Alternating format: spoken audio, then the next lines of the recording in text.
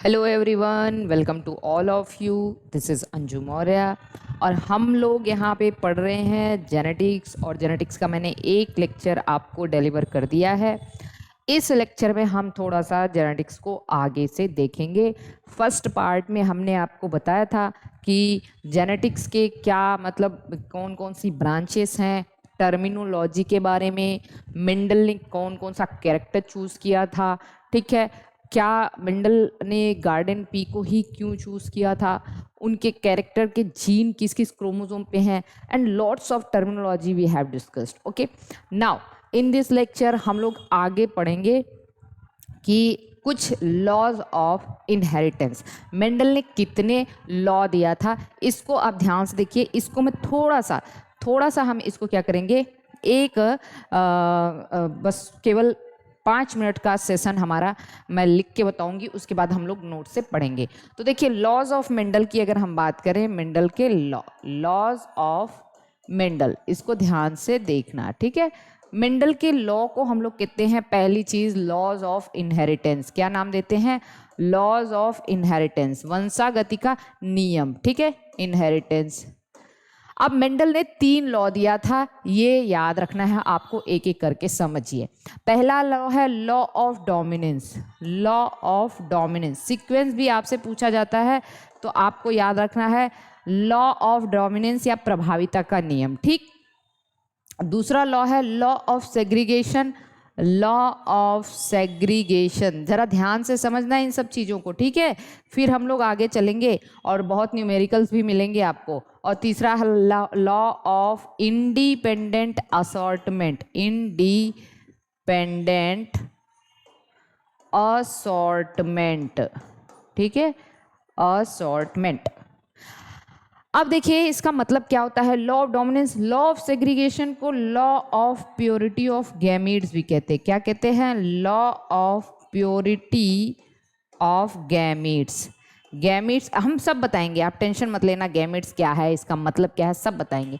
Law of purity of gamete. Law of independence को कहते हैं law of free recombination. Law of स्वतंत्र अपव्यूहन का नियम, ठीक है। लॉ ऑफ फ्री रिकॉम्बिनेशन, क्या कहते हैं? लॉ ऑफ फ्री रिकॉम्बिनेशन भी इसको कहते हैं। अब जरा हम इन तीनों के मतलब समझने की कोशिश करते हैं और इन तीनों का एक एक दो एक्सेप्शन भी देखते हैं, क्योंकि हर लॉ के कुछ ना कुछ एक्सेप्शन भी होते हैं। कोई भी लॉ यूनिवर्सल नहीं होता, 100% सत्य नहीं होता। हमको तो लगता है कि केवल एक ही लॉ 100% सत्य है, थर्मोडायनेमिक्स का फर्स्ट लॉ। दैट इज, पहला लॉ क्या है थर्मोडायनेमिक्स का? Energy can neither be created nor be destroyed. It can only be converted from one form to another form. ऊर्जा ना तो बनती है ना तो नष्ट होती है, ऊर्जा केवल एक फॉर्म से दूसरे फॉर्म में चेंज होती है। ये है थर्मोडायनेमिक्स का लॉ और ये बात काफ़ी हद तक सच्चाई है, ठीक है। चलिए देखिए, यहाँ पे हमने क्या कहा, लॉ ऑफ डोमिनेंस। जरा ध्यान से इसको समझना। इसके अकॉर्डिंग मेंडल ने क्या बताया था, इसको एकदम सही से समझोगे आप लोग, ठीक है। अब देखिए इस लॉ में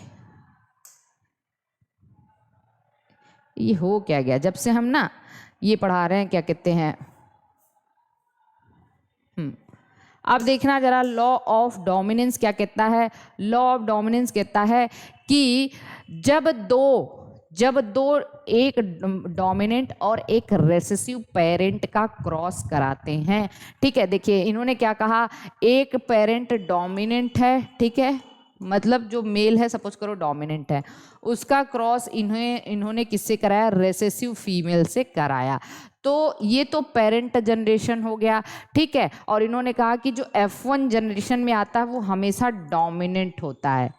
क्या कहा? F1 जनरेशन में हमेशा डोमिनेंट कैरेक्टर आता है। इसी को इन्होंने कहा लॉ ऑफ डोमिनेंस। मतलब एक डोमिनेंट और रेसेसिव का क्रॉस कराने पे F1 जनरेशन में जो कैरेक्टर आता है वो डोमिनेंट होता है, इसी को कहते हैं लॉ ऑफ डोमिनेंस। जैसे उन्होंने मटर का पौधा लिया था, टॉल प्लांट को इन्होंने डॉर्फ प्लांट से क्रॉस कराया था, तो F1 जनरेशन में क्या आया था? कैपिटल टी स्मॉल टी, मतलब ये क्या है? डोमिनेंट ही तो है ना, क्या है ये? डोमिनेंट ही है, ठीक।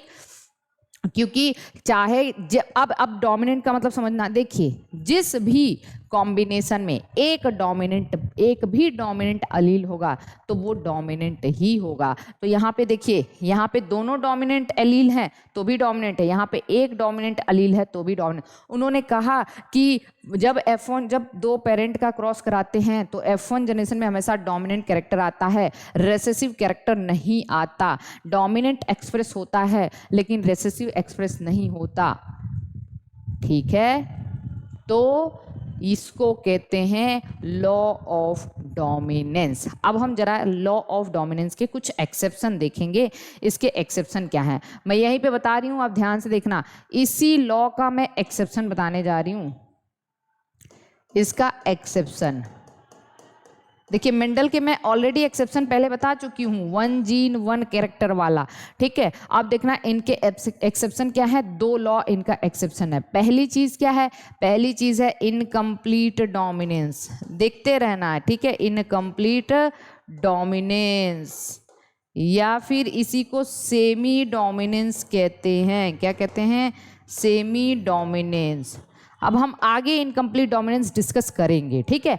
इनकम्प्लीट डोमिनेंस क्या कहता है भाई, इनकम्प्लीट डोमिनेंस कहता है कि जब हम एक डोमिनेंट पेरेंट का रेसेसिव पेरेंट से क्रॉस कराते हैं तो दोनों के इंटरमीडिएट दिखाई देते हैं F1 जनरेशन में। और मेंडल ने क्या कहा था, केवल डोमिनेंट आएगा F1 जनरेशन में। इनकम्प्लीट डोमिनेंस क्या कह रहा है, इंटरमीडिएट कैरेक्टर आएगा F1 जनरेशन में, ठीक है। ये बात तो मेंडल को डिस्कार्ड कर दिया ना इसने। फिर दूसरा है कोडोमिनेंस। क्या है, कोडोमिनेंस, आगे पढ़ेंगे अभी, तो बस इतना याद रखना। ये नोट अगर आप बना रहे हो तो एक अच्छी नोट बनाओ। कोडोमिनेंस भी इस लॉ का एक्सेप्शन है। अब हम आ जाते हैं law of purity of gamete. Law of purity of gamete क्या कहता है, देखिए law of purity of gamete कहता है कि जब ध्यान से समझना, जब जो गैमीट्स बनते हैं, गैमीट जानते हो ना, मेल गैमीट फीमेल गैमीट, तो इन्होंने कहा कि गैमीट जो होता है, देखिए यहाँ पे इन्होंने क्या नाम दिया, ये कहता है कि जो डोमिनेंट पेरेंट है, ठीक है, पेयर ऑफ एलील जो होता है, सेग्रीगेट मतलब अलग हो जाना, ड्यूरिंग गैमीट फॉर्मेशन के दौरान एलील पेयर एक दूसरे से सेपरेट हो जाते हैं, ठीक है। And only one allele goes into gamete, और गैमीट में केवल एक एलील जाता है। जैसे सपोज करो, मान लो ये प्लांट है कैपिटल टी और ये मेल प्लांट है, कैसा है, मेल प्लांट। तो जब इसका गैमीट बनता है तो गैमीट मियोसिस से बनता है ना, गैमीट किससे बनता है, मियोसिस से। तो मियोसिस के दौरान क्या होगा, जो गैमीट बनेगा, मान लो इसका स्पर्म बना या व्हाटएवर द गैमीट, उसमें केवल एक ही कॉपी जाती है ना, गैमीट हमेशा हैप्लॉइड होते हैं। So gametes are always haploid, gamete हमेशा क्या होते हैं, हैप्लॉइड होते हैं। दैट इज, इसी को कहते हैं प्योरिटी ऑफ गैमेट्स। क्या कहते हैं, गैमीट की शुद्धता। मतलब जब गैमीट बनता है, लॉ ऑफ सेग्रीगेशन क्या कह रहा है, जरा ध्यान देखना। लॉ ऑफ सेग्रीगेशन कह रहा है कि ये प्योरिटी ऑफ गैमीट है, क्योंकि जब क्रॉस होता है, जब गैमीट बनता है तो दोनों एलील एक दूसरे से सेपरेट हो जाते हैं और केवल एक ही एलील एक गैमीट में जाता है। जैसे सपोज करो मान लो कोई एक पेरेंट है, उसका जीनोटाइप ये है, कैपिटल टी स्मॉल टी।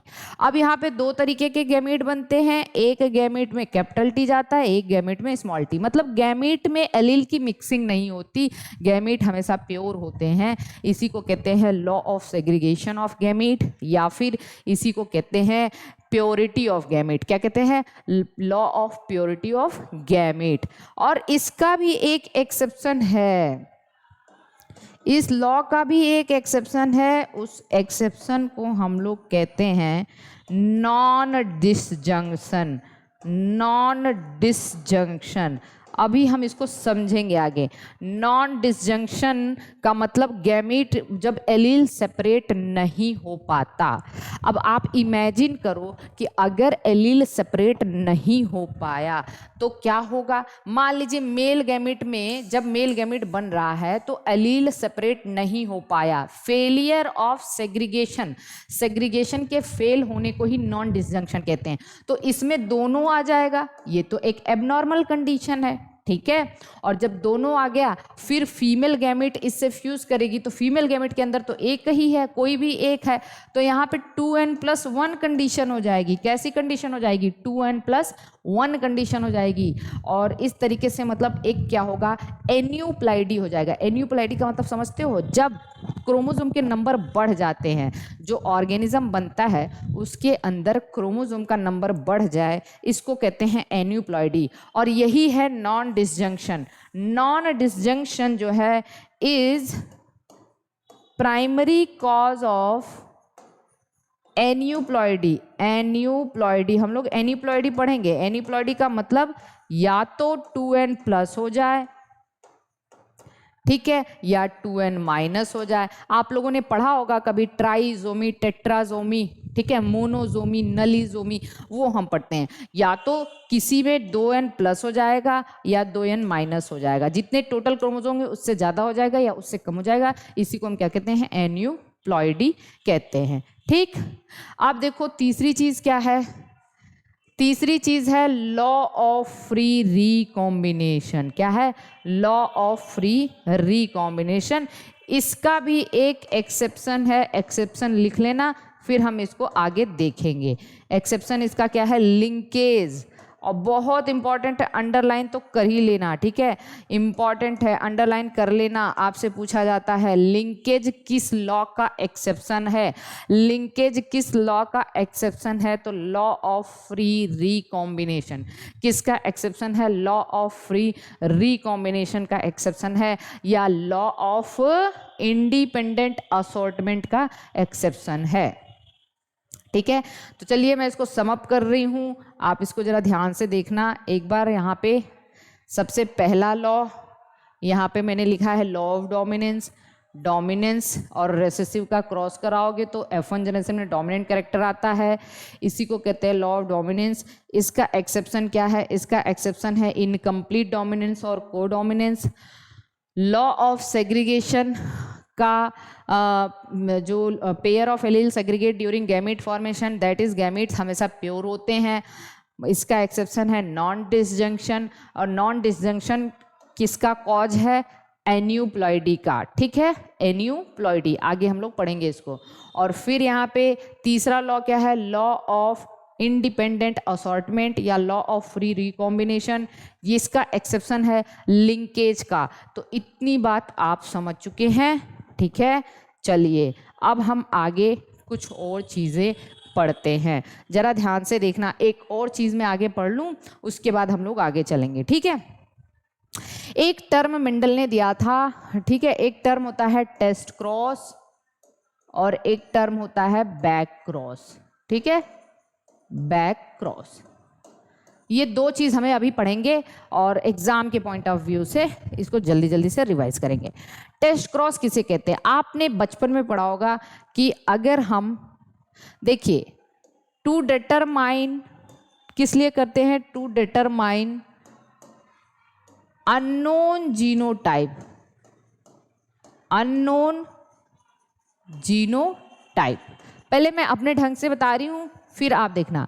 अब इसको भी आप लोग थोड़ा देखिए, डरिए नहीं, जेनेटिक्स को समझने की कोशिश करिए। अननोन जीनोटाइप को डिटरमाइन करने के लिए टेस्ट क्रॉस किया जाता है। जैसे सपोज करिए क्या हुआ, हमारे पास जो है ना एक मटर का पौधा है, ठीक है, मटर का पौधा है, हमने बना दिया this is the P plant. अब ये पी प्लांट तो टॉल है, ध्यान से समझना इस बात को, टॉल है। हमें देखना है कि ये टॉल है कि ड्वार्फ है। तो मेंडल ने क्या बताया था? एक टॉल होता है, ड्वार्फ है। अब देखा उन्होंने कि ये तो लंबा पौधा है, लेकिन इसका जीनोटाइप कैपिटल टी है कि कैपिटल टी स्मॉल टी है, क्योंकि इस कंडीशन में भी टॉल होता है, इस कंडीशन में भी टॉल होता है। हमने कहा था एक भी अगर अलील डोमिनेंट होगा तो वो टॉल हो जाएगा। तो अब हम ये देखने की कोशिश करेंगे कि ये वाकई में जो है ना, ये कौन सा जीनोटाइप है, इसका कौन सा जीनोटाइप है भाई, कि ये वाला है कि ये। हमें जीनोटाइप अननोन है, हमें फिनोटाइप तो दिख रहा है।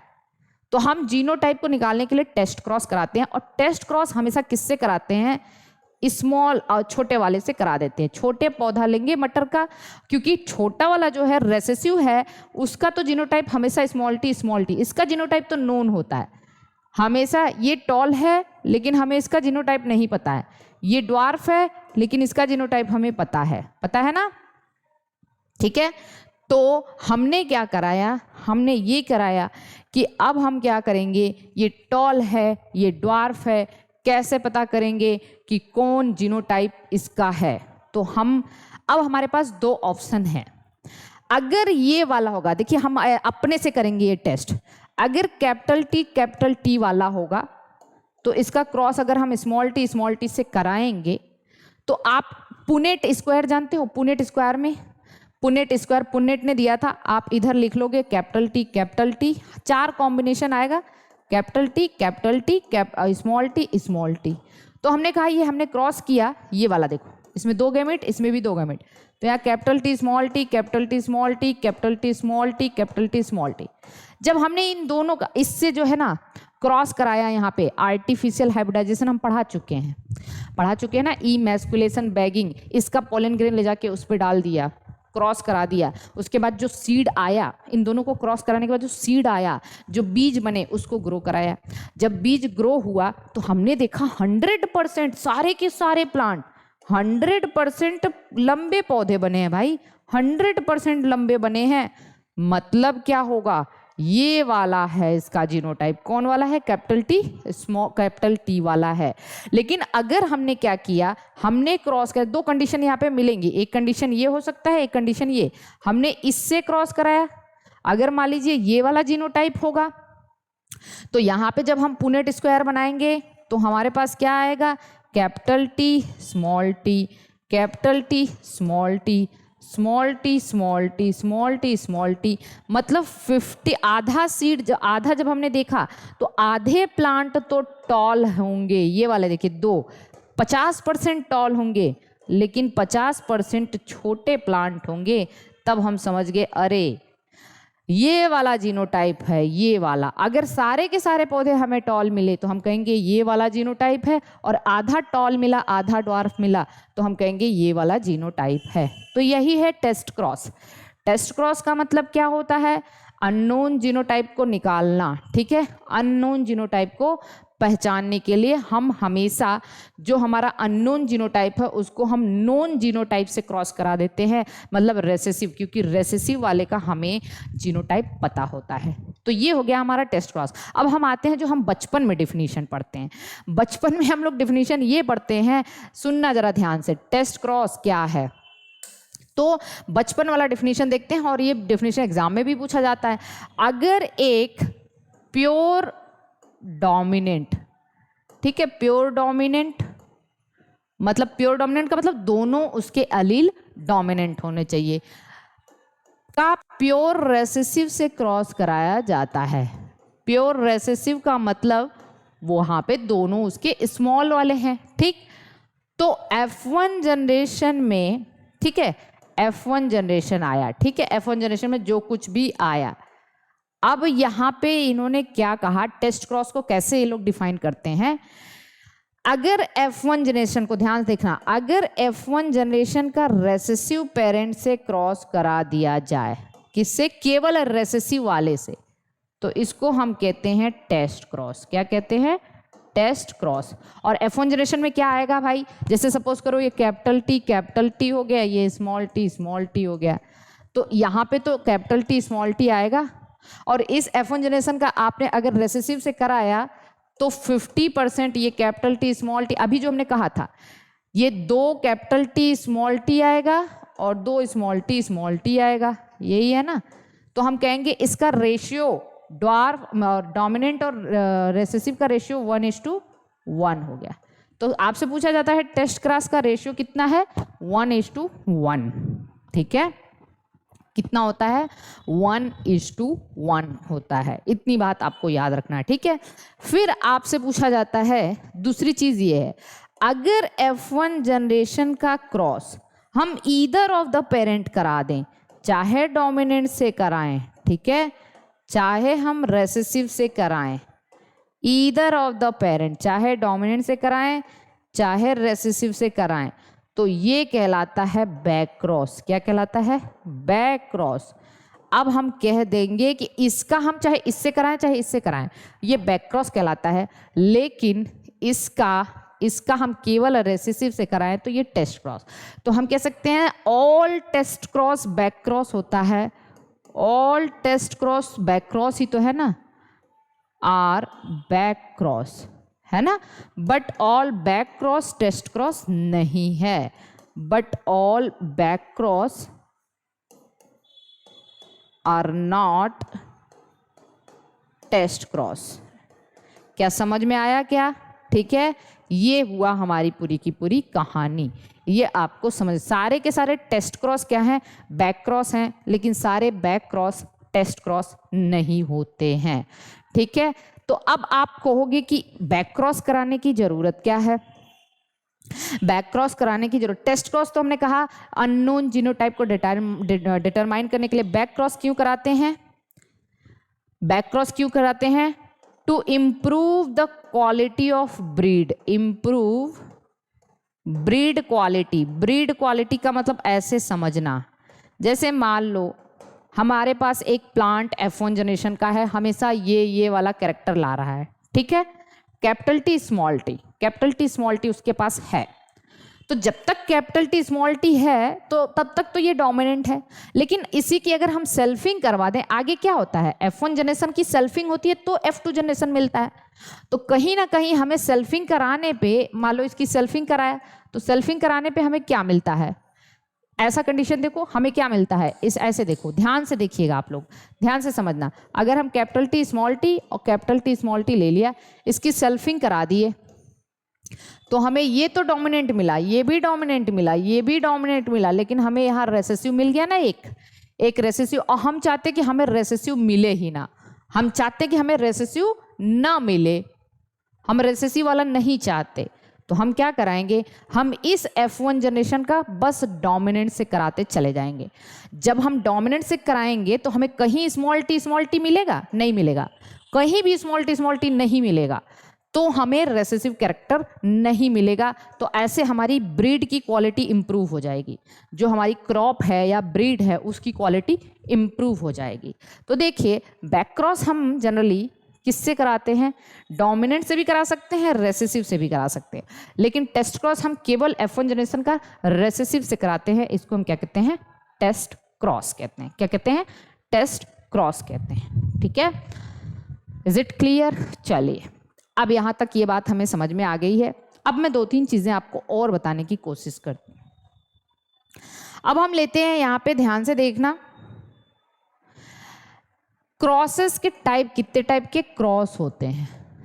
तो यहाँ पे देखना, एक होता है मोनो हाइब्रिड क्रॉस। क्या होता है? Monohybrid cross. एक होता है dihybrid cross, dihybrid cross, और आगे होता है ट्राई हाइब्रिड क्रॉस। ऐसे नाम तो सुना होगा आप लोगों ने। अब इसको हम कैसे समझेंगे? इसको हम समझने की कोशिश करते हैं। मोनो हाइब्रिड, डाई हाइब्रिड और ट्राई हाइब्रिड बहुत इंपॉर्टेंट है। मोनो हाइब्रिड का मतलब, अगर हम देखिए लिख रहे हैं cross involving only one character, only one character, अगर हम केवल एक कैरेक्टर को लेके चल रहे हैं तो उसको हम कहते हैं monohybrid cross. Dihybrid cross का मतलब क्रॉस इन्वॉल्विंग 2 कैरेक्टर्स, 2 कैरेक्टर लेके चलें तो उसको हम कहते हैं डाई हाइब्रिड। और यहाँ पे कितना कैरेक्टर? 3 कैरेक्टर लेके चले तो उसको हम कहते हैं ट्राई हाइब्रिड। अब इस बात को जरा समझना कि ये कहने का मतलब क्या है। इसके कहने का मतलब ये है कि जैसे हमने क्या लिया, फॉर एग्जाम्पल अब यहाँ पे देखना, जो मोनोहाइब्रिड क्रॉस पे 2 लॉ बेस हैं, कौन कौन से लॉ? एक है law of dominance, law of dominance, ठीक है, लॉ ऑफ डोमिनेंस, और एक है law of segregation, law of segregation. तो मेंडल का पहला और दूसरा लॉ मोनोहाइब्रिड क्रॉस पे बेस है। ये क्वेश्चन एग्जाम में पूछा जाता है कि लॉ ऑफ मोनोहाइब्रिड क्रॉस पे कौन कौन से लॉ बेस हैं, पहला और दूसरा। और डाई हाइब्रिड क्रॉस पे बेस है law of independent assortment, law of, इसको मैं मिटा ही दे रही हूं, अभी इसको मत समझिए, बस 2 तक समझिए, ठीक है। लॉ ऑफ इंडिपेंडेंट असॉर्टमेंट कहने का मतलब है कि तीसरा लॉ डाई हाइब्रिड क्रॉस पे बेस है। अब हम समझते हैं कि मोनोहाइब्रिड क्रॉस क्या है, डाई हाइब्रिड। ये क्वेश्चन एकदम इंपॉर्टेंट, टिक कर लीजिएगा, ठीक है, जितना बताती जा रही हूँ, इसलिए मैं लिख के पढ़ा रही हूँ। अदरवाइज मैं ऐसे बुक से पढ़ाती चली जाऊँ तो हो सकता है कि जेनेटिक्स आप लोगों को समझ में ना आवे, ठीक है। तो अब देखिए लॉ ऑफ डोमिनेंस, अब मोनोहाइब्रिड क्रॉस क्या है तो इसको जरा समझना। हमने कहा केवल एक कैरेक्टर लेके चल रहे हैं, फॉर एग्जाम्पल हम केवल एक कैरेक्टर लेके चल रहे हैं। फॉर एग्जाम्पल हमने लेके चले हैं हाइट, हाइट अब एक कैरेक्टर है। अब हाइट के 2 फॉर्म हैं, क्या है, टॉल और ड्वार्फ, टॉल और ड्वार्फ, ठीक है। तो यहाँ पे देखना, अब हमने क्या लिया, एक टॉल प्लांट लिया, एक ड्वार्फ प्लांट लिया, ठीक है। इसको क्रॉस कराया तो F1 जनरेशन में टॉल ही आया मेंडल के अकॉर्डिंग, ठीक। ये पेरेंट जनरेशन है और ये F1 जनरेशन। फिर हम क्या कराते हैं, F1 जनरेशन की सेल्फिंग कराते हैं। सेल्फिंग समझ रहे हो ना, सेल्फिंग का मतलब जितने प्लांट यहाँ पे F1 जनरेशन में आए हैं उनकी आपस में ही पॉलिनेशन करवा देना। तो सबके जीनोटाइप तो सेम रहेंगे, कौन सा, टी, सबके जीनोटाइप क्या होंगे, सेम। तो सेल्फिंग कराओगे तो मेल भी क्या है, कैपिटल टी स्मॉल टी है, और फीमेल भी क्या है, कैपिटल टी स्मॉल टी है। तो हमें ये पुनेट स्क्वायर में कैसे मिलेगा, ये हमें मिलेगा capital T capital T, capital T small T, capital T small T, small T small T. मतलब ये जो 4 हमें मिले हैं ना, इसको अब बाहर से देखो, मोनोहाइब्रिड क्रॉस को बाहर से देखो, तो बाहर से देखने पे आपको क्या लगेगा, आप कहोगे इसमें से 3 टॉल हैं। बाहर से देखने का मतलब फिनोटाइपिक रेशियो, इसका फिनोटाइपिक रेशियो, फिनोटाइपिक रेशियो में आपने कहा 3 टॉल है और एक ही ड्वार्फ है, यही है ना, एक ड्वार्फ। लेकिन अगर आप अंदर से इसका जीनोटाइप देखो तो जीनोटाइपिक रेशियो जो है वो कितना है, एक प्योर टॉल है, 2 हेट्रोजाइगस हैं और एक प्योर ड्वार्फ है, तो 1:2:1। तो मोनोहाइब्रिड क्रॉस का मतलब हम बस जब एक कैरेक्टर लेके चल रहे होते हैं तो उसको हम मोनोहाइब्रिड क्रॉस कहते हैं। मोनोहाइब्रिड क्रॉस का रेशियो कितना है, रेशियो कितना है, फिनोटिपिक रेशियो 3:1 होता है और जीनोटिपिक रेशियो 1:2:1 होता है। ये बात आपको अच्छे से समझ में आनी होगी, ठीक है। अब हम आ जाते हैं डाई हाइब्रिड क्रॉस, ठीक है। क्या कहते हैं, डाई हाइब्रिड क्रॉस, ठीक है। डाई हाइब्रिड क्रॉस का मतलब जब हम 2 कैरेक्टर लेके चल रहे हैं, और इस पे मेंडल का 3rd लॉ बेस है। मैंने कहा था 3rd लॉ का एक्सेप्शन क्या है, ये भी याद रखना। 3rd लॉ का एक्सेप्शन होता है लिंकेज। क्या होता है, linkage is the exception of Mendel's 3rd law.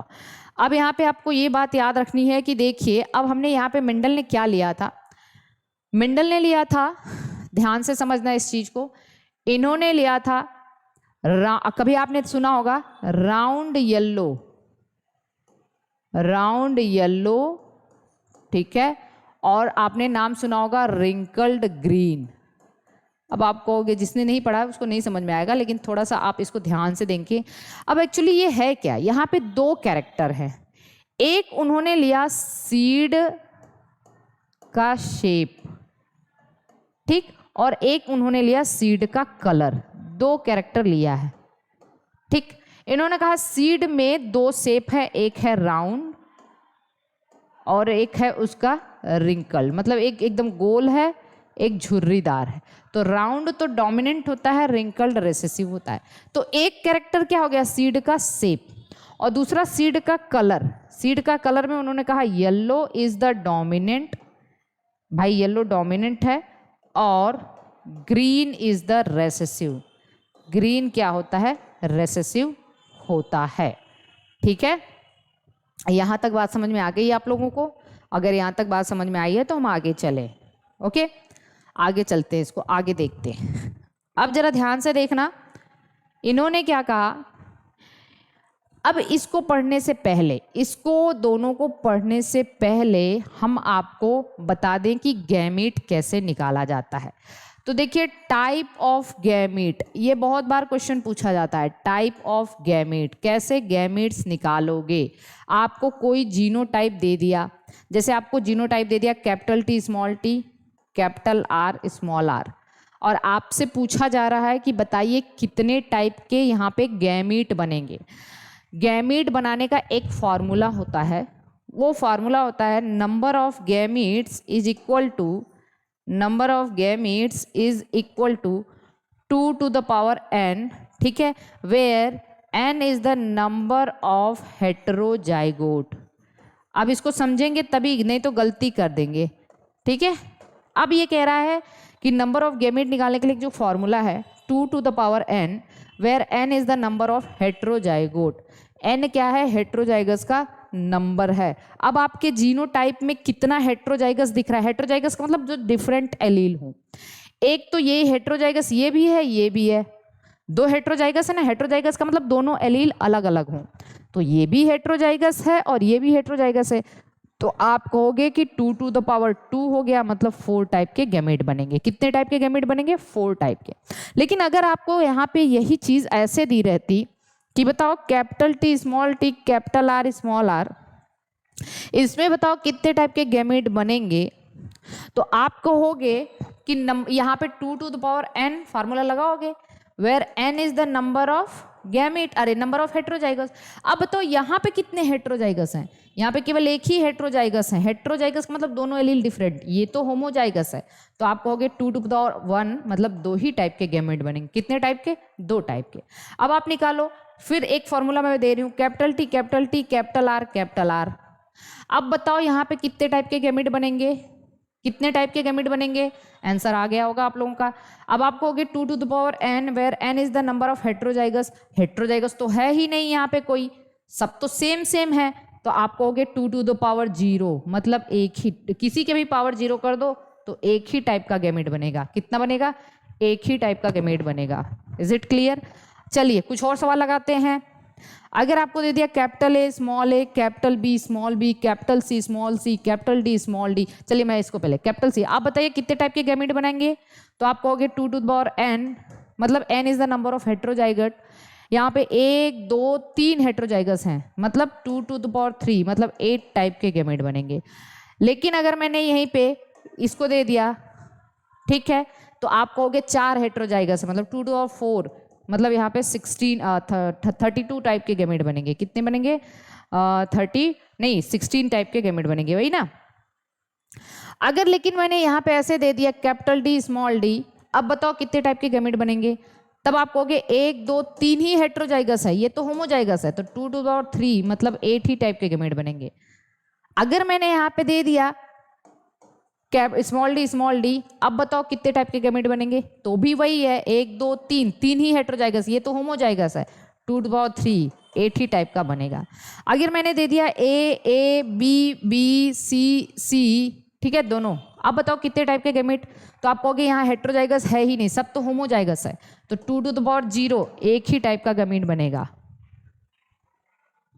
क्या क्लियर है ये? क्या चीजें समझ में आ रही हैं आपको कि कैसे गैमेट बनाना है?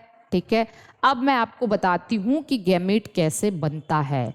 ये बात बहुत अच्छे से समझ लीजिए, ठीक है, गैमेट कैसे बनेगा ये भी मैं आपको बात बता दे रही हूँ, आप ध्यान से इसको समझिए, ठीक है। देखिए गैमेट कैसे बनेगा। मान लीजिए आपके पास एक क्या है, कैपिटल टी स्मॉल टी है, बताइए कितने टाइप का गैमेट बनेगा। आप कहोगे 2 to the power 1, मतलब 2 तरीके का, क्योंकि एक हेटेरोजाइगस है तो 1।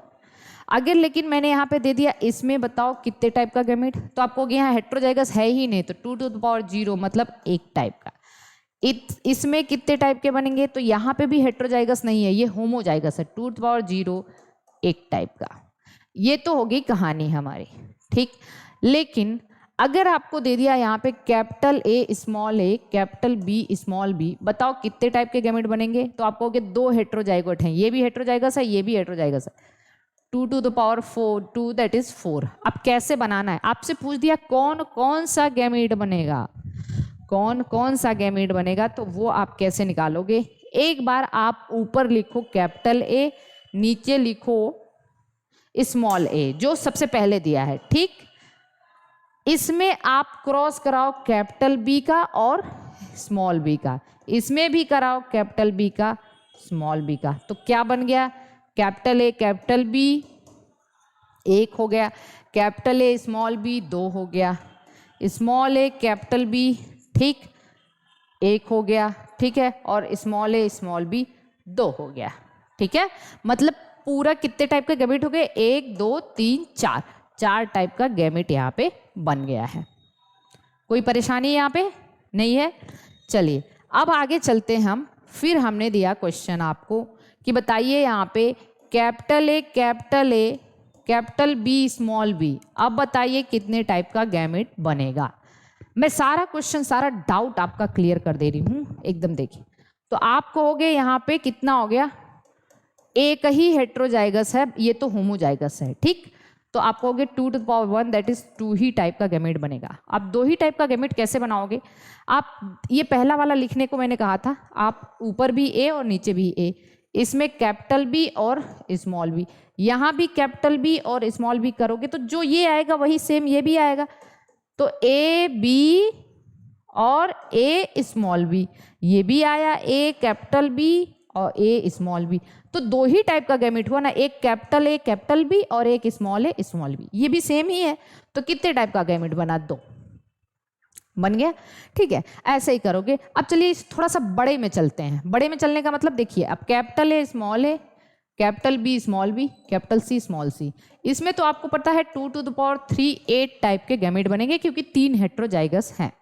लेकिन कैसे बनेगा, कौन कौन सा गैमेट बनेगा, इसको बता दूं मैं कौन कौन सा गैमेट बनेगा। तो आप क्या करोगे, यहाँ पे आप करोगे सबसे ऊपर लिखोगे कैपिटल ए, सबसे नीचे लिखोगे स्मॉल ए, फिर आप इसमें क्रॉस कराओगे कैपिटल बी और स्मॉल बी का, यहाँ भी और यहाँ भी कैपिटल बी और स्मॉल बी का, फिर इस कैपिटल बी में फिर आप कराओगे कैपिटल सी स्मॉल सी का, यहाँ पे भी कैपिटल सी स्मॉल सी का, सब में कैपिटल सी स्मॉल सी का, कैपिटल सी स्मॉल सी का, ऐसे कराओगे, ठीक है। एक और आ गया, मान लो यहाँ पे मैंने कैपिटल डी स्मॉल डी दिया, तो इसमें capital D small D capital D small D capital D small D capital D, सब में कराओगे फिर आप। तो यहाँ पे क्या निकला देखो, A B C, capital A capital B capital C, फिर capital A capital B small C, capital A capital B small C, फिर capital A small B capital C, capital A small B capital C, capital A small B small C, capital A small B small C, फिर यहाँ देखो small A capital B capital C, small A capital B capital C, small A small B small C, sorry small A capital B small C, small A capital B small C, small A small B capital C, small A small B capital C, small A small A sorry small A small B small C, small A small B small C, ठीक है। 8 type का gamete बन गया। कितने type का, 4 इसमें 4 इसमें, 8 type का। मैंने कहा कि इसी में आप अगर मैं एक और जोड़ दूं कैपिटल डी स्मॉल डी, तो आप इसी में जोड़ोगे कैपिटल डी स्मॉल डी, फिर इसमें भी जोड़ोगे कैपिटल डी स्मॉल डी, फिर इसमें भी जोड़ोगे कैपिटल डी स्मॉल डी, फिर इसमें भी जोड़ोगे कैपिटल डी स्मॉल डी, ठीक है। तो ऐसे से A B C capital D, A B C small D, A B C capital D, A B C small D, ऐसे से करके फिर 16 टाइप का गैमेट हो जाएगा, ठीक है। ये मिटा लेना, ये मिटा लेना, क्योंकि देखिए अभी मैं मिटाऊंगी ना तो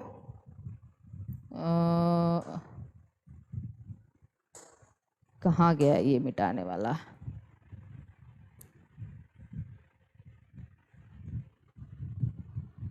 इसका फंक्शन बड़ा कम पता है हमको, खैर ठीक है। आप इसको मिटा लेना, ये वाला मिटा देना यहाँ से, ये कैपिटल सी है, ये वाला मिटा देना, ये मिटा देना, ये मिटा देना, इतना तक ही हम लोगों ने पढ़ा है, ठीक है। तो इस तरीके से हम क्या निकालते हैं, गैमीट निकालते हैं। क्या निकालते हैं, गैमीट, ठीक है। तो गैमीट कैसे निकालना है ये बात आपको पता होनी चाहिए, क्योंकि जीआईसी में डायरेक्ट पूछा जाता है, जीआईसी में डायरेक्ट पूछा जाता है कितने टाइप के गैमीट बनेंगे, ठीक है। ये क्वेश्चन बहुत इंपॉर्टेंट है, ओके। चलिए आगे चलते हैं हम लोग। अब अगर हमें गैमीट निकालना हमने पढ़ लिया, तो हम अब पढ़ने जा रहे, मैंने अभी आपको बताया था लॉ ऑफ, क्या बताया था मैंने अभी आपको, लॉ ऑफ इंडिपेंडेंट असॉर्टमेंट वाला, मतलब डाई हाइब्रिड क्रॉस पढ़ रहे थे हम लोग। क्या पढ़ रहे थे, डाई हाइब्रिड क्रॉस,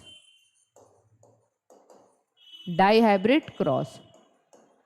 और मैंने क्या बताया कि डाई हाइब्रिड क्रॉस किस पे बेस है, किसको कहते हैं, मोनोहाइब्रिड क्रॉस का फिनोटिपिक रेशियो हमें मिला था 3:1 और जीनोटिपिक रेशियो हमें मिला था 1:2:1, यही मिला था। अब हम इसका डाई हाइब्रिड क्रॉस देखते हैं। डाई हाइब्रिड क्रॉस का मतलब हम 2 कैरेक्टर लेके चले, 2 कैरेक्टर को लेके चलें और 2 कैरेक्टर का क्रॉस कराएं, तो इसको हम क्या कहते हैं, die hybrid cross.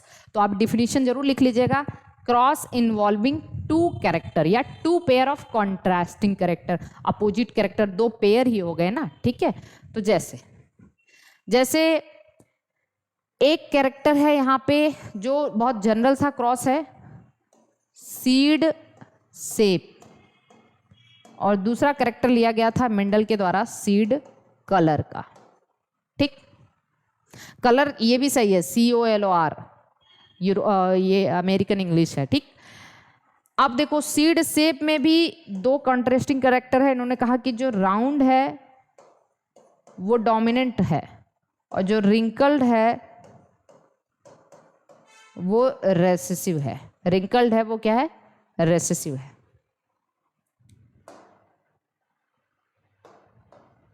Seed colour में इन्होंने कहा कि जो येलो है, सीड कलर में क्या कहा, जो येलो कलर का सीड है वो डोमिनेंट है और जो ग्रीन कलर का सीड है वो रेसेसिव है। तो देखो 2 कैरेक्टर लेके चले थे, सीड शेप और सीड कलर, सीड शेप और सीड कलर। तो ऐसे क्रॉस को क्या कहते हैं, डाई हाइब्रिड क्रॉस। और डाई हाइब्रिड क्रॉस पे कौन बेस है, मेंडल का 3rd law, law of independent assortment. आगे समझेंगे भी इसको। तो चलिए अब इसको हमने क्या लिया, मेंडल ने क्या लिया था, एक मटर का पौधा लिया था जो राउंड येलो था। अब राउंड येलो मतलब उस पौधे का जो सीड था वो राउंड था और कलर उसका येलो था। दूसरा पौधा उन्होंने लिया राउंड रिंकल्ड, मतलब झुर्रीदार उसका सीड था। झुर्रीदार समझ रहे हैं ना, जो कुछ सीड होते हैं मटर के एकदम चिपके हुए होते हैं, उसको रिंकल्ड और ग्रीन था, रिंकल्ड और ग्रीन। ये तो प्योर डोमिनेट, इसको इन्होंने कहा RR और YY। इसको इन्होंने कहा, मान लीजिए ये मेल प्लांट ले लिया और ये फीमेल प्लांट, ये small r small y small.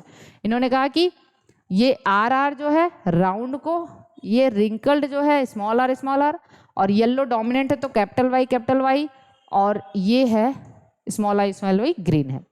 अब आप हमेशा जानना कि डोमिनेंट कैरेक्टर जब कोई एक भी डोमिनेंट कॉपी रहती है तब भी आ जाता है, मतलब इस कंडीशन में भी वो राउंड है और इस कंडीशन में भी वो राउंड होगा, क्योंकि एक भी डोमिनेंट कॉपी है तो डोमिनेंट कैरेक्टर भी आएगा। इस कंडीशन में वो येलो है और इस कंडीशन में भी येलो होगा, एक भी डोमिनेंट कॉपी रहेगी तो वो डोमिनेंट कैरेक्टर होगा, ठीक है।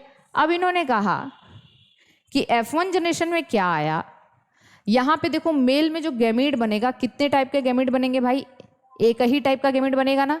देखो मेल का मेल गैमीट कितने टाइप का बनेगा, मेल गैमीट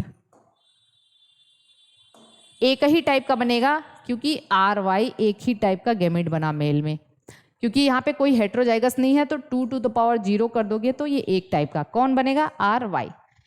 इसी तरीके से फीमेल गैमीट क्या बनेगा, इसमें फीमेल गैमीट स्मॉल RY बनेगा। दोनों का फर्टिलाइजेशन करवाओगे तो capital R small r, capital Y small y बन गया, यही ना। Capital R small R capital Y small है। लेकिन ये फिर भी क्या है, ये क्या है, राउंड है, मतलब ये डोमिनेंट ही है क्योंकि एक डोमिनेंट कॉपी है इसमें, और ये येलो है, फिर भी ये क्या आया, राउंड येलो आया। ये हो गया F1 जनरेशन। क्या हो गया, F1 जनरेशन। ठीक, ये हो गया F1 जनरेशन। अब आप यहाँ पे आते हो, देखिए F1 जनरेशन की हम क्या कराते हैं, सेल्फिंग। क्या कराते हैं, सेल्फिंग। सेल्फिंग कराते हैं तब हमको F2 जनरेशन, मतलब ये इसमें मान लो जितने भी प्लांट है आपस में उन्हीं का क्रॉस करा देंगे, उनका आपस में ही क्रॉस करा देंगे, इसको हम क्या कहते हैं, सेल्फिंग कहते हैं। तो सेल्फिंग का मतलब ये हुआ, सेल्फिंग का मतलब मेरी बात ध्यान सुनना, कि आपस में ही उनका क्रॉस कराना। तो मेल पेरेंट का जीनोटाइप भी यही होगा, फीमेल का भी यही होगा। तो देखो एक तरफ मैं मेल लिख दे रही हूँ और एक तरफ मैं फीमेल लिख दे रही हूँ। बताइए मेल में कितने टाइप के गैमीट बनेंगे, अब यहाँ पे 4 टाइप के बनेंगे ना, 2 हेट्रोजाइगोट है, ये है, इसमें बताओ कितने टाइप का गैमीट बनेगा, 4 टाइप का, 2 to the power 2 मतलब 4। और फीमेल का भी जीनोटाइप यही है तो यहाँ पे भी 4 बनेंगे। तो 4 यहाँ कौन कौन सा बना, जरा देख लेते हैं हम लोग, इसको ऐसे लिखते हैं मेल। 4 यहाँ कौन कौन सा बना, capital R capital Y, capital R small Y. निकालोगे आप जो मैंने अभी रूल बताया था ऐसे करके, आप देखो एक बार कैपिटल आर एक बार स्मॉल, इसमें capital Y small Y capital Y small Y. तो देखो कौन कौन सा आ गया, capital R capital Y, capital R small Y, small R capital Y, small R small Y. 4 type का गैमीट। तो मेल में भी ये, फिर small R capital Y small R small Y. और फीमेल में भी 4 टाइप का, फीमेल में भी 4 टाइप का यही बनेगा क्योंकि प्लांट सेम है, जीनोटाइप सेम है, ठीक है। और small R capital Y, small R capital Y और स्मॉल आर स्मॉल आर। तो आप जब इनका क्रॉस कराओगे ना, जब इनका क्रॉस कराओगे तो कितने कॉम्बिनेशन आएंगे, अरे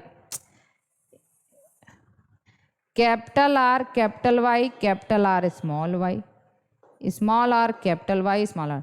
जब आप इनका क्रॉस कराओगे, इनका आपस में क्रॉस कराओगे तो आपको 4, ये 1 2 3 4 5 6 7 8 9 10 11 12 13 14 15 16 कॉम्बिनेशन मिलेगा। कितना मिलेगा, 16।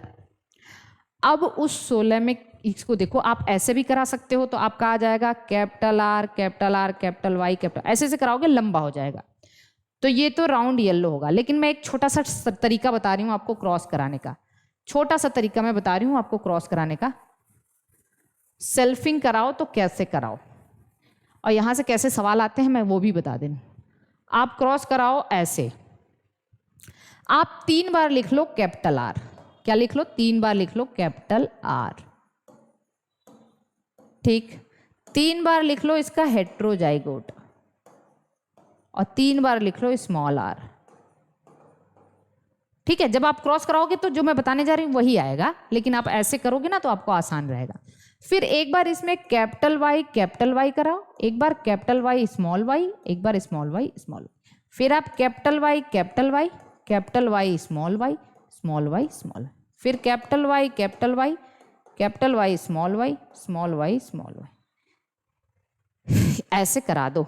और इसको आप लिख दो 1 2 1 2 4 2 1 2 1, ऐसे लिख दो, आप ऐसे लिख दो इसको, ठीक। अब आप बताओ ये क्या आएगा, ये आएगा आपका राउंड येलो। क्या आएगा, राउंड येलो है तो ठीक। ये भी राउंड येलो आएगा, ये भी क्या आएगा, राउंड येलो आएगा। ये क्या आएगा, राउंड, लेकिन ये येलो नहीं है, ये क्या हो जाएगा, ग्रीन।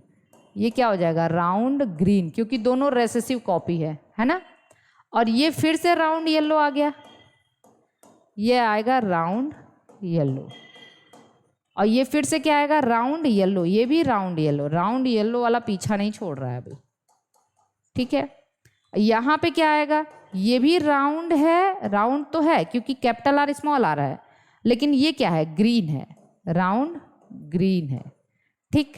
और ये क्या है, अब ये रिंकल्ड आ गया। कैसा आ गया भाई, रिंकल्ड, डबल स्मॉल आ रहा है तो ये रिंकल्ड हो गया, लेकिन येलो है, कैपिटल वाई है, रिंकल्ड येलो, ठीक।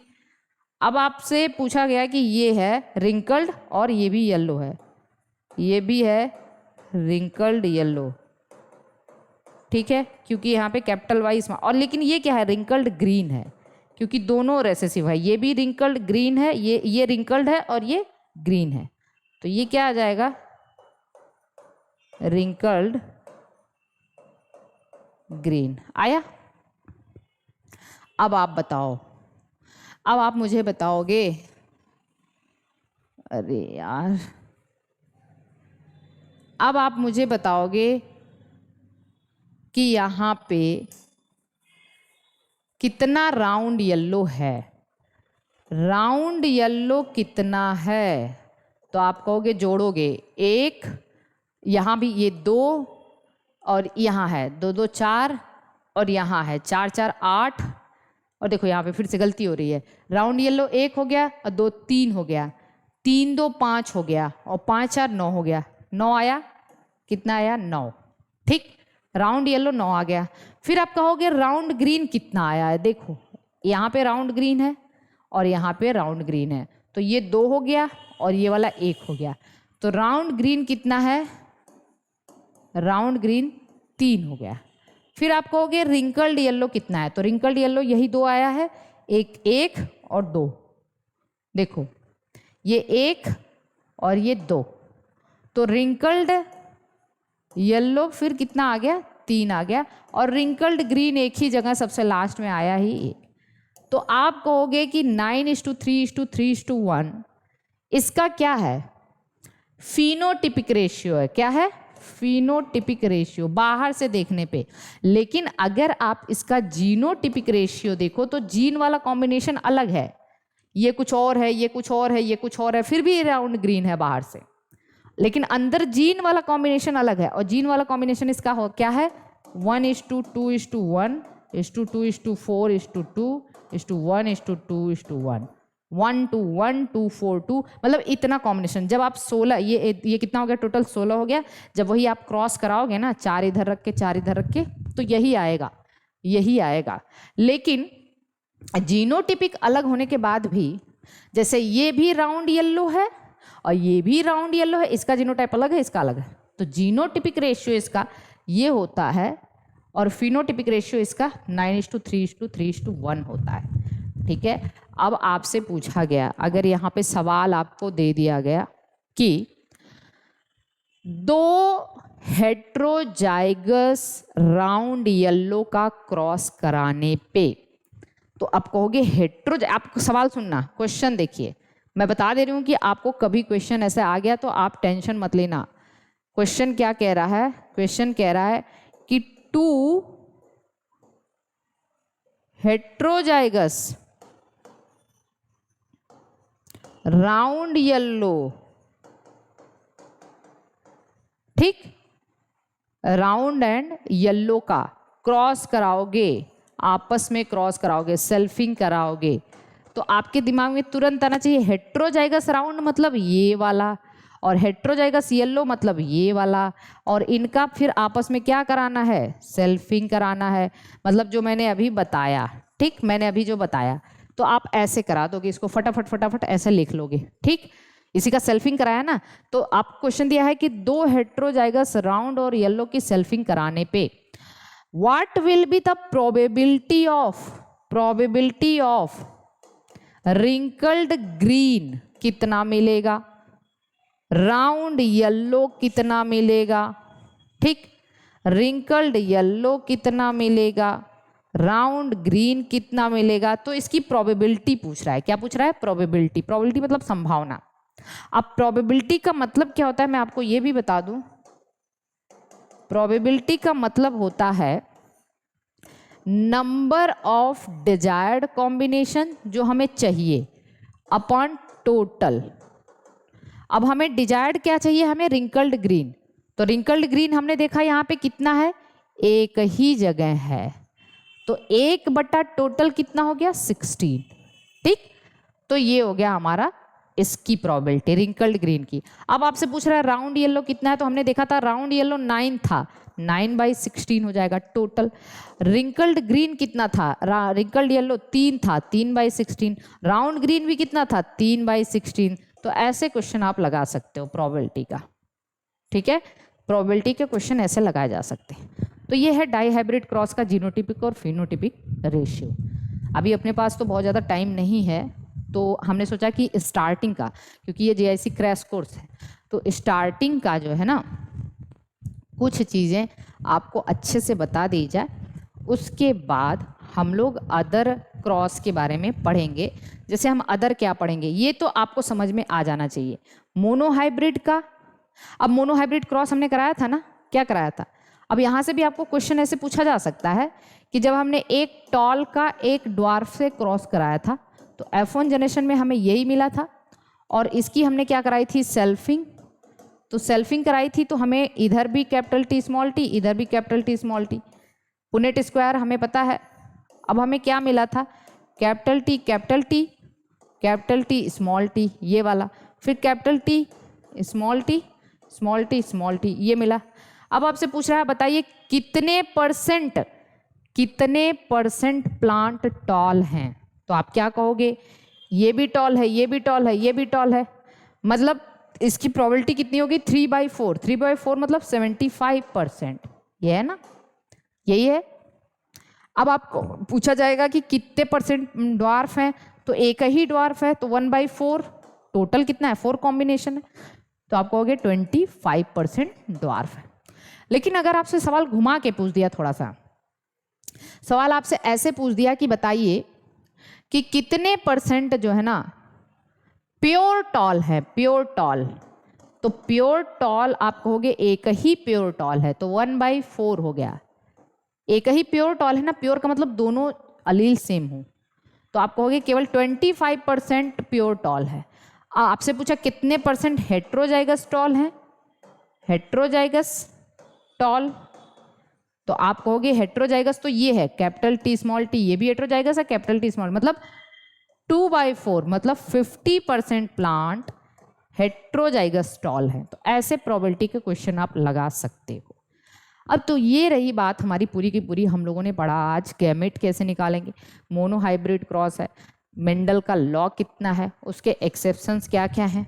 अब हम उसको पता है, अब हमारे नोट में आइए, हमारे नोट में देखिए, अब हम आगे फटाफट इसको खींच ले जाएंगे, है ना, जेनेटिक्स को 2 लेक्चर 3 लेक्चर में इसको खींच ले जाएंगे कि यहाँ से इसको हम लोग आगे, अब आपको जो कॉन्सेप्ट है वो पता चल चुका है। अब ये इसीलिए मैं सोच रही थी कि पहले आपको थोड़ा सा कॉन्सेप्ट बिल्डअप किया जाए, क्योंकि आपको पढ़ना है, क्वेश्चन आपको सॉल्व करना है। तो हम यहाँ से पढ़ेंगे, अब यहाँ से पढ़ेंगे हम लोग इनकम्प्लीट डोमिनेंस से पढ़ेंगे। हमने लॉ ऑफ डोमिनेंस पढ़ लिया, लॉ ऑफ सेग्रीगेशन पढ़ लिया। अब इनकम्प्लीट डोमिनेंस क्या है, मेंडल के पहले लॉ का एक्सेप्शन है, अभी मैंने नोट बनवाया था, है ना। अब देखेंगे हम इनकम्प्लीट डोमिनेंस क्या है, देखते जाइए इसको, ठीक है। इनकम्प्लीट डोमिनेंस देखेंगे, उसके बाद हम लोग इनकम्प्लीट डोमिनेंस के एग्जांपल देखेंगे, फिर को डोमिनेंस देखेंगे। यहाँ पे देखिए को डोमिनेंस है, को डोमिनेंस देखेंगे, ये भी एक्सेप्शन है। फिर मल्टीपल अलील्स देखेंगे, ओके, और फिर हम लेथल जीन्स देखेंगे, ये भी बड़ा इंपॉर्टेंट है, लेथेलिटी इंपॉर्टेंट है। और फिर उसके बाद हम लोग क्या दिखेंगे, प्लियोट्रॉपी क्या होता है, अभी बताया था हमने स्टार्टिंग वाले लेक्चर में कि जब एक जीन एक से ज़्यादा कैरेक्टर को कोड करता है तो उसको हम प्लियोट्रॉपी कहते हैं, ये भी देखेंगे, ठीक है। फिर हम नॉन एलिलिक इंटरेक्शन में ईपीस्टेसिस, ठीक है, ईपीस्टेसिस, यहाँ से क्वेश्चन पूछा जाता है, ईपीस्टेसिस, ठीक है, और हाइपोस्टेसिस, ठीक, और इसके बाद रेसेसिव ईपीस्टेसिस, ठीक है। कॉम्प्लीमेंट्री जीन का रेशियो कितना होता है, ये सब जल्दी जल्दी देखेंगे, बस आपको बता देंगे। डुप्लीकेट जीन का रेशियो कितना होता है, ठीक है, ये सब क्वेश्चन पूछे जाते हैं। और उसके बाद इनहिबिटरी जीन के रेशियो कितने होते हैं, और उसके एकदम डायरेक्ट एग्जाम्पल पूछे जाते हैं। पॉलीमेरिक जीन का रेशियो बताओ, 9:3, 6:1, और इसमें डायरेक्ट इसका एग्जाम्पल पूछ देगा, बताइए, तो पेरीकार्प कलर इन वीट, ऐसे ऐसे करके डायरेक्ट क्वेश्चन यहाँ से पूछे जाते हैं। फिर हम लोग क्या देखेंगे पता है आपको, फिर हम देखेंगे पॉलीजेनिक या साइटोप्लाज्मिक इनहेरिटेंस, बड़ा इंपॉर्टेंट है भाई, साइटोप्लाज्मिक इनहेरिटेंस या मैटरनल इनहेरिटेंस बहुत इंपॉर्टेंट है। उसके बाद हम क्या देखेंगे, उसके बाद हम देखेंगे, इंपॉर्टेंट है, लिंकेज देखेंगे, क्रॉसिंग ओवर देखेंगे। पॉलीजेनिक इनहेरिटेंस, जो स्किन कलर, हमारी जो स्किन कलर का इनहेरिटेंस होता है, कोई ज़्यादा गोरा है, कोई ज़्यादा ब्लैक है, उसके बीच में भी लोगों के कलर अलग अलग होते हैं, वो होता है क्वांटिटेटिव इनहेरिटेंस। सब समझ में आएगा आपको, ठीक है।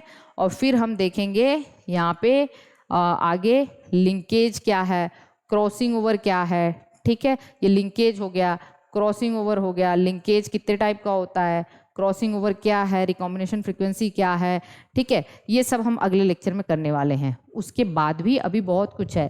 सेक्स डिटर्मिनेशन क्या है, जेनेटिक डिसऑर्डर क्या है, mutation, chromosomal mutation, gene mutation, pedigree analysis, ये सब हम अगले लेक्चर में करेंगे। इसके बाद हमारा अगला लेक्चर होगा, उसमें मतलब 2 लेक्चर, अक्सर हार्डली अभी 2 लेक्चर और लगेगा, क्योंकि स्टार्टिंग में मैंने आपको समझाया है।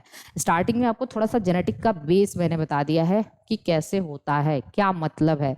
आगे हम उसको और एक्सप्लोर करेंगे तो जेनेटिक्स आपको एकदम अच्छे से समझ में आ जाएगी।